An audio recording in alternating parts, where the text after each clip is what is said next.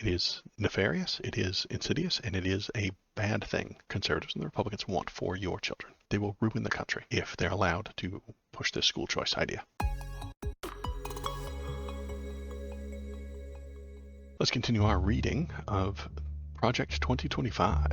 It is a very scary, holiday, spooky, Halloween-themed book. It was written by a bunch of conservatives who have a very strange connection to reality, a very limited connection to reality. They tend to think things that are incorrect. They tend to type things and write stuff that is not based on facts, but yet they will tell you that it is. It's not, it's just their feelings. They often call it common sense, but when a Republican conservative type tells you common sense, what it actually means is that's how they feel. So we're going to get a lot of Republican feelings here in this document. I'll read the interesting opinion-y type parts, and then I'll skip over the very bad, awful, wonky policy positions because they are a little bit dry and boring. The Department of Education by Lindsay M. Burke. They hate the Department of Education. They really hate it because it suggests what is correct and what is real.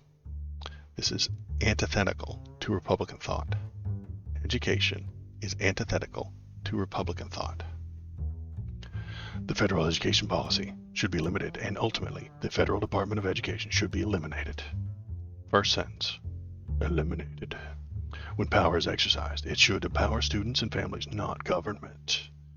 How does the Department of Education empower the government?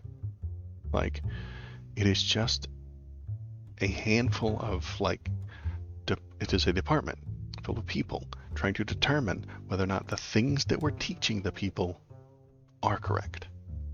Because you can be taught the wrong things, and then you can go on living your life believing the wrong things, and then working towards making the wrong things implemented. In our pluralistic society, families and students should be free to choose from a diverse set of school options and learning environments that best fits their needs.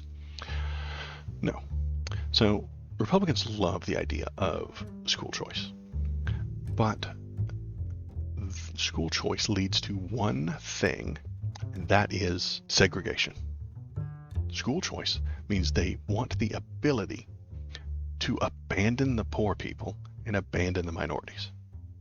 That is what school choice means. When a Republican tells you they support school choice, what they mean is, I want the choice to abandon the school that has poor people and minorities in it. That's what they want. They want the ability, because they have more privilege, they want the ability to go to a richer school with more white people.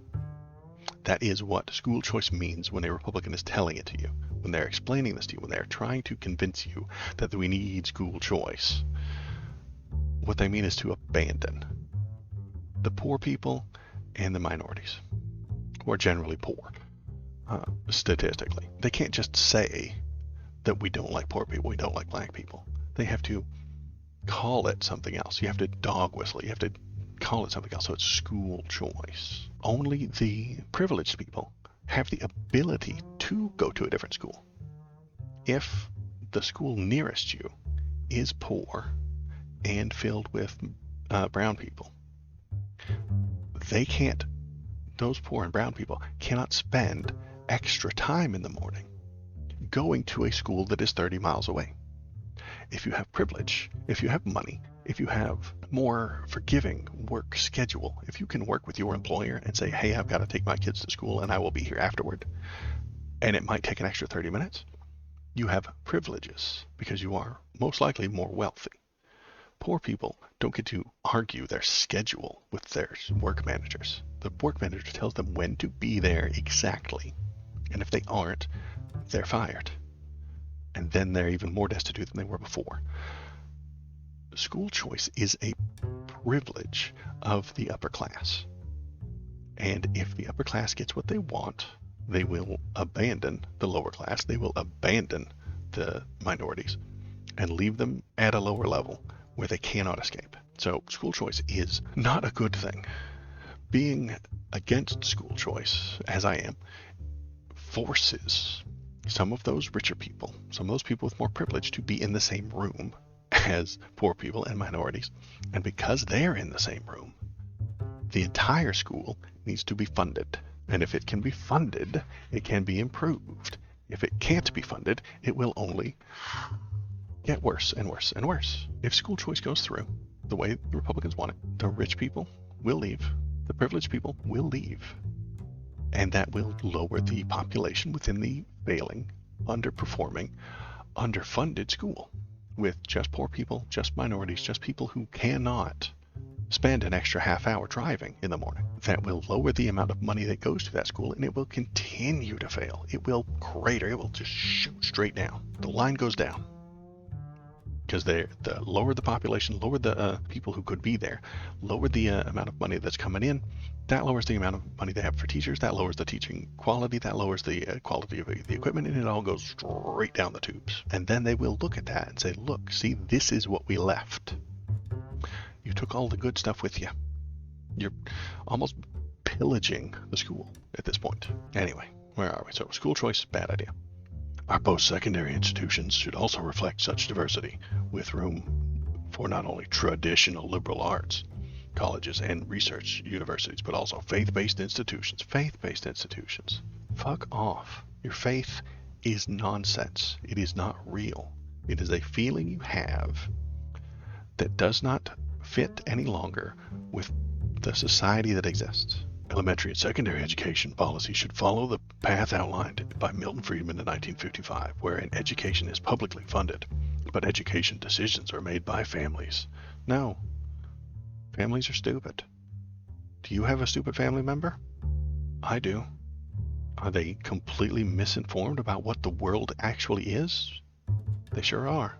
Do you know anybody like that in your family? I bet you do. Ultimately, every parent should have the option to direct his or her child's share of education funding through an education savings account, funded overwhelmingly by state and local taxpayers, which would empower parents to choose a set of education options that meets their child's unique needs. See, this is also a dumb idea. Education savings accounts will be on the market. Take that government thing that teaches everybody equally and turn it into a money-making racket. That is what Republicans want. They want to commodify and privatize the education system from K through 12, because there's a gigantic amount of money leaving taxpayers going into these schools to teach the taxpayers' children. This is a good idea because an educated populace helps all of us. It makes us all better, makes us all smarter. Republicans don't want that. They hate that. They don't like it. They don't want it. What they want is access to all that money so that they can keep it and have it themselves. Republicans do not want to spend that money on education. They want to skim a profit margin from it. Private schools operate on a profit margin. And if increasing that profit margin means cutting from the students, they will.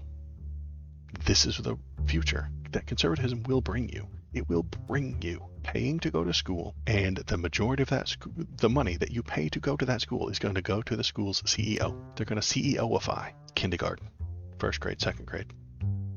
Your fourth grade student, you're going to have to pay to have them in there. They're going to learn about the Bible, and then the money that you pay goes to the CEO. How is that a good system? Why would you want that? Why would you want that? They want it because they own the schools. The people in charge and owning the market are telling you that education needs to be in the market. The people who own the market, who are on top of the market, are telling you that the education system needs to be in the market, needs to be free market, so that they can make a profit. The future of education, freedom, and reform in the United States is bright and will shine brighter when regulations and red tape from Washington are eliminated. What are these regulations and red tape? Washington regulations and red tape are asking the schools to prove that they're teaching real things correctly. Republicans do not want real things taught correctly. They want the Bible and conservatism. And regulations and red tape prevent that. So they hate the regulations and the red tape. Federal money is inevitably accompanied by rules and regulations that keep the influx of funds from having much, if any, impact on our students' outcomes. It raises the cost of education without raising student achievement. I think that's kind of true, but it's because the schools themselves, generally colleges, are incredibly greedy. If it costs $100 to do something for the student, and the government gives the college $100, the college will change the pricing to be $200. They'll keep the $100 from the government, put it in their pocket, and then they'll still charge the student $100, and they won't increase the teaching. They won't increase the product they are pumping out because they're greedy. Education for profit is a scam. Paying the teachers, paying to upkeep the facility is acceptable. But if they have a board, if they have shareholders, if they have a CEO, those people are going to steal as much of the money as they can. And if the government funds that, they will steal all that and then keep charging the students. Okay, so here's their bullet points on what they want. Advancing education freedom. Empowering families to choose among a diverse set of education options is key to reform and improved outcomes. And it can be achieved without establishing a new federal program. How? That doesn't even make any sense. For example, portability of existing federal education spending to fund families directly, or allowing federal tax credits to encourage voluntary contributions to K through 12. Voluntary contributions to K through 12 education savings accounts managed by charitable nonprofits could significantly advance educational choice. I almost can't even say it without laughing. Voluntary contributions. So it's one of those voluntary taxes. You know how many voluntary taxes get paid? None. And it's going into an education savings account managed by charitable nonprofits who will steal all of that money. They'll just take it. Take all that money that we're putting in education now, put it in the free market so the CEOs can steal it, so that the people who own the market can simply take it. That's what they're suggesting for Social Security. Put it on the market. Then it'll grow. No, then it will be stolen by Wall Street. Restoring state and local control over education funding. As Washington begins to downsize its intervention in education, existing funding should be sent to states as grants over which they have full control, enabling states to put federal funding toward any lawful education purpose under state law. No. State and local control will lead to state and local learning.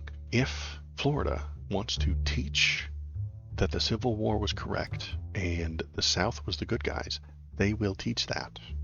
If Utah wants to teach the Mormon version of history, which is very, very, very wrong, it is incorrect, it is factually incorrect, the Mormon version of history, they will.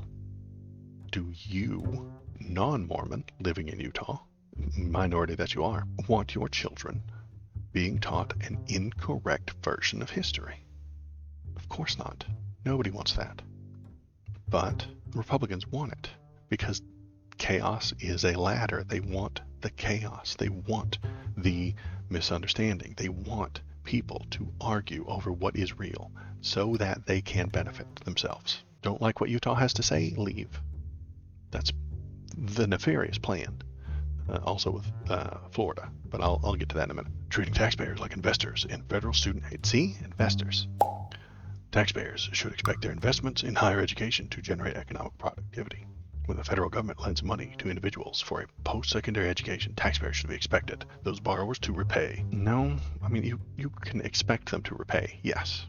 But if the product that the colleges are pumping out is under the value of the amount that they're charging for it, don't repay them. The federal government should use their power to not pay for that.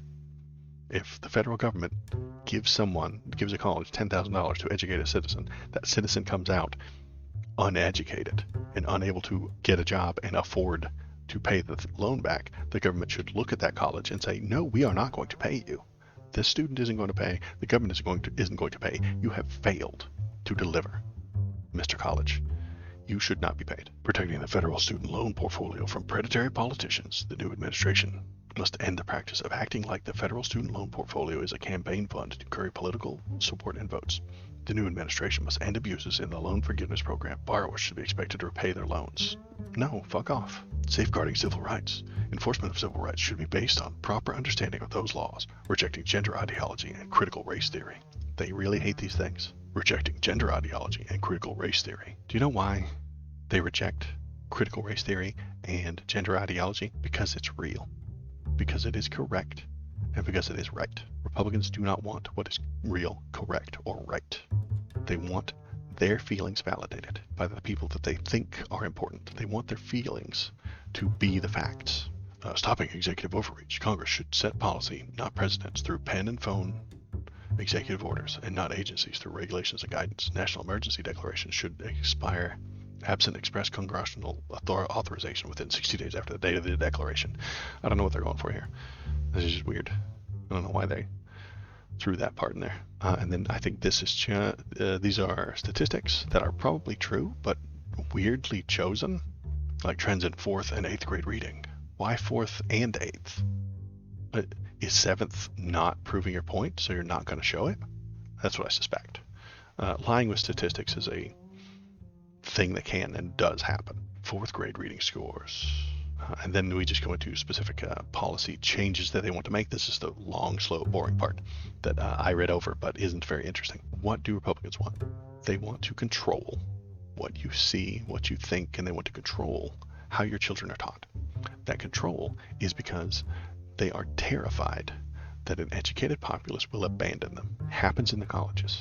This is why the colleges are liberal bastions, because the more you know, the less likely you are to be a Republican. And they know this. They don't say it, but they know it. They know that people who are educated don't vote Republican. They feel like people should vote Republican, so they feel like they should control what those children are learning. That is the end point for them. That is their plan, that is their purpose, that is the direction that they will go. They want the power, they can't get it because the people won't vote for them. They want the money, but they can't have it because the government put it into a department. Make the department a private thing on the market so that our CEOs can steal all that money. And make the education go down at the same time so that more people vote Republican. It is nefarious, it is insidious, and it is a bad thing that the conservatives and the Republicans want for your children. They will ruin the country if they're allowed to push this school choice idea. And they don't care, because they'll be on top of the ruin. Oh, hi. Thanks for sticking around to the end of the video. If you liked what you saw, hit the like button, press the subscribe button. If you want to tell me how right I am, feel free to leave a comment. If you want to tell me how wrong I am, leave a comment too. That's good. This is just kind of a hobby for me, so I appreciate you coming by, giving it a watch, and pressing the YouTube buttons. Thanks.